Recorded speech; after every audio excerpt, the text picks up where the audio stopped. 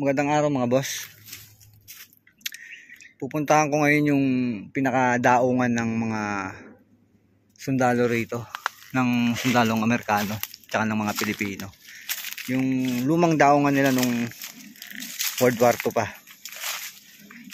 So bababain ko to. Dito ko sila makikita. Tingnan natin dito. So ayun guys, kung makikita nyo may mga lumang struktura dito. Ayan, may mga lumang bato. Nag-landslide na lang siguro to. Ayan, bababa ako dyan, papunta dun sa baba. Hanggang makarating ako dun sa tabing dagat.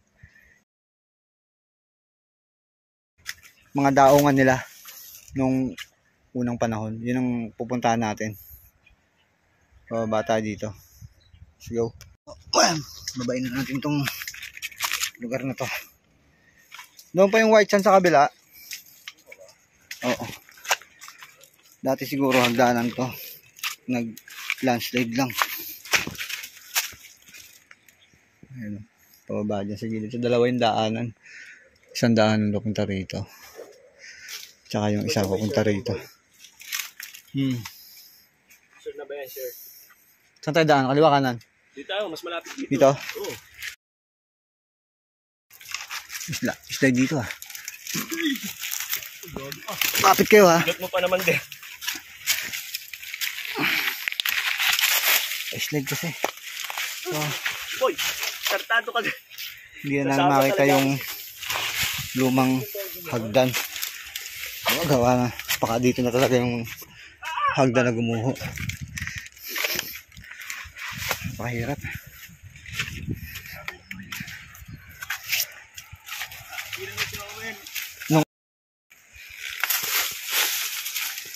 So panahon pa ito ng World War II.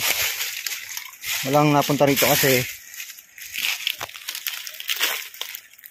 binabantayan ng mga Coast Guard. Ngayon ginawa namin, ano lang kami, baka sakali. So ito yung bato, galing tayo sa taas nito kanina.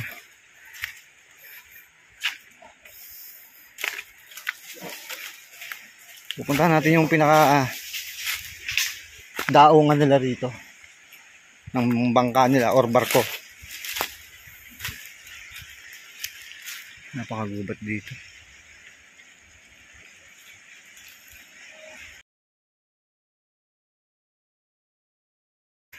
Pupuntahan natin.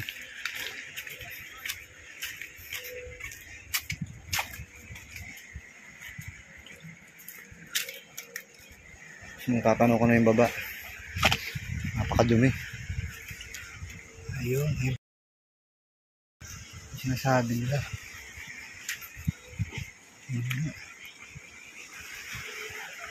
Ayan, dito kami guys. Protected area ng mga sundalo. Yung kabila na yan. Ng mga Marines. Pati itong pinupuntahan namin. So wala namang bantay ngayon. Tsaka wala namang umiikot na mga bangka. Kaya babain na namin. Walang ibang daanan. Dito lang.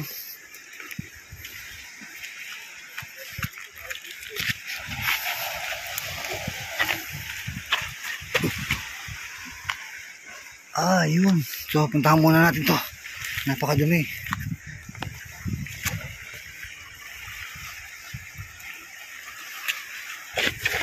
Ay. So sira na rin dito. Punta muna itong kaliwa. Bali kampo to ng mga sundalo nung araw. Kampo nila to. So ngayon may mga na lang ng mga ng mga panghuli ng isda. Makikita nyo may mga butas pa.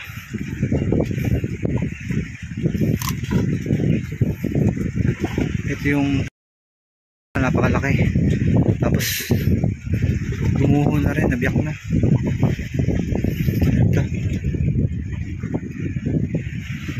May mga silong pa dito. Ito natin. Pasok tayo sa loob. Makadaan ba tayo dito? Makadaan tayo dito.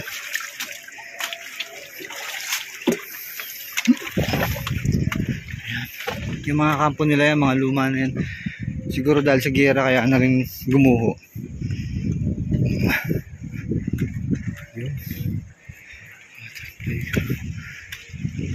So bakit yan doon sa taas ng bundok? Kasi doon sa taas ng bundok na yan, marami rin silang kampo. Ganda pala rito. Kaya kung makikita nyo, may hagdanan dito. Hindi natin alam kung saan papunta, pero may mga ganito pa, may mga butas-butas. Hindi ko alam kung may mga sira-sira na rin, basag na yung semento. Ito, dito lang, hanggang dito lang, wala na ibang pupuntahan. Siguro ito yung pinakadaangan nila sa lugar na to. Tayo dito. Ayan. Napakalapad nito, 1 metro mahigit.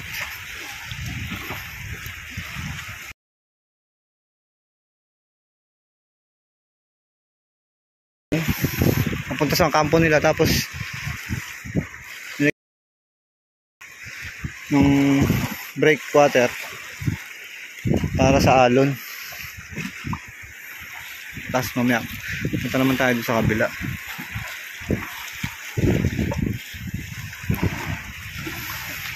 Diyan sila nagkakamp ngayon sa kabila. Malamang nakikita na kami ng coast guard dito. Ngayon yung mga kampo nila sa kabila rin. Do dito wala na tayong makikita. Saka dito. So, yan lang yung mga struktura dito. Puntahan natin yung kabila. Tingnan natin naman makikita natin sa kabila. Pinaka breakwater o tawag dyan, para wag pumasok yung hampas ng alon dito. So punta naman tayo sa kabila. Napakainit dito, tindi, sobrang init. Tapos itong mga basura na to, malamang dinala na lang ito ng alon dito.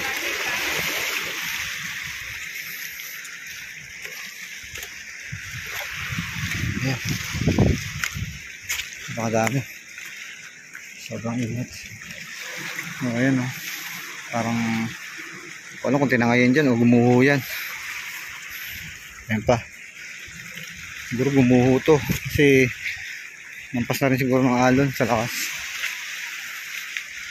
or maaaring nung gera, maaaring isa sa mga tinamaan.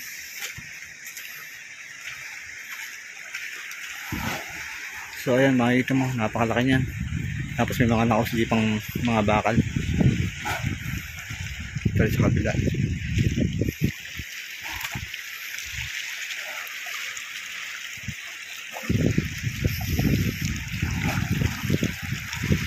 Ingatan natin makita tayo ng mga coast guard. Ngayon walang bantay. Yan pa, mga gumuho.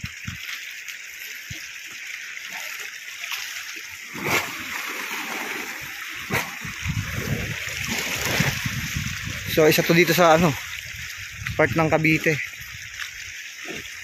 Yung mga defense nila nung araw sa mga sundalong Hapon.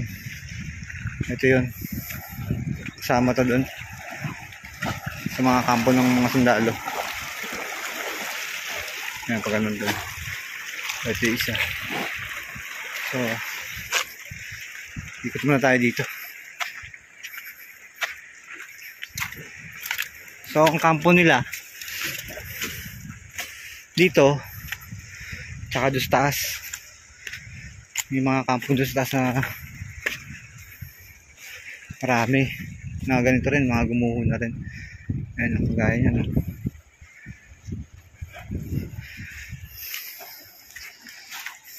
Wala na talagang pakinabang dito. Kahit gawin pa nila tong tourist attraction. Wala na rin. Pwede naman nila siguro to preserve. Kaya binabantay ng mga Coast Guard.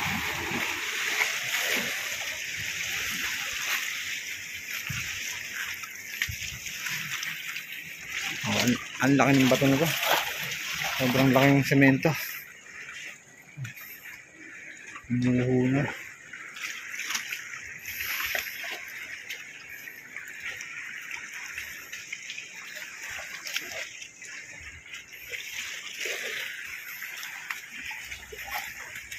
Sa kabila.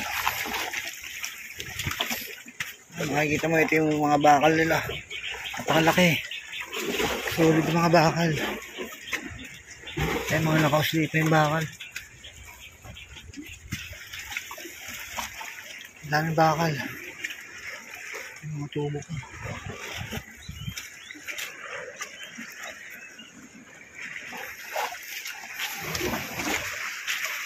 So, napakatibay nito, napakakapal. 1 metro may higit ang kapal nito. Kahit siguro bala, hindi ito basta-basta bubutas.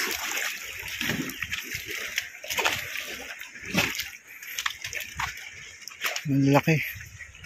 Mga pundasyon nila, ang laki.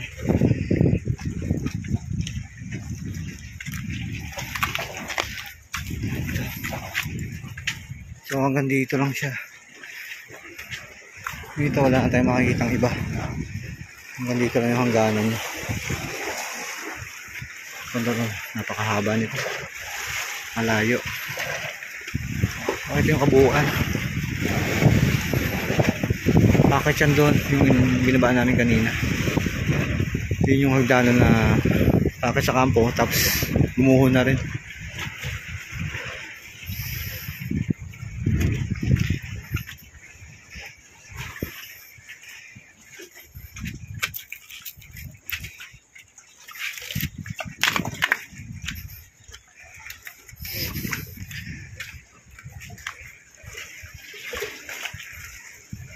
Napakataas.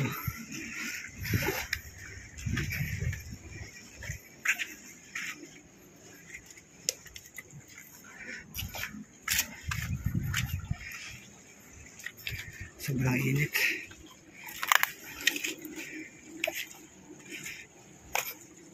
Wala na. Wala na talagang natira. Ito na lang mga gumuho dito.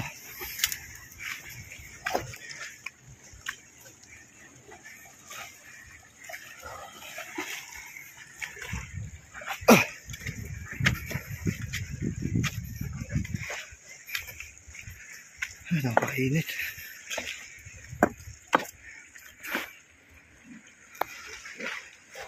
So yung mga boss, nakita na natin kung ano yung itsura dito. Babalik na kami doon sa aming pinagbabaan. So maraming po salamat sa inyong panonood. Huwag niyo lang po kalimutan mag-subscribe para dun sa ating mga susunod na upload ng mga video. Maraming salamat po.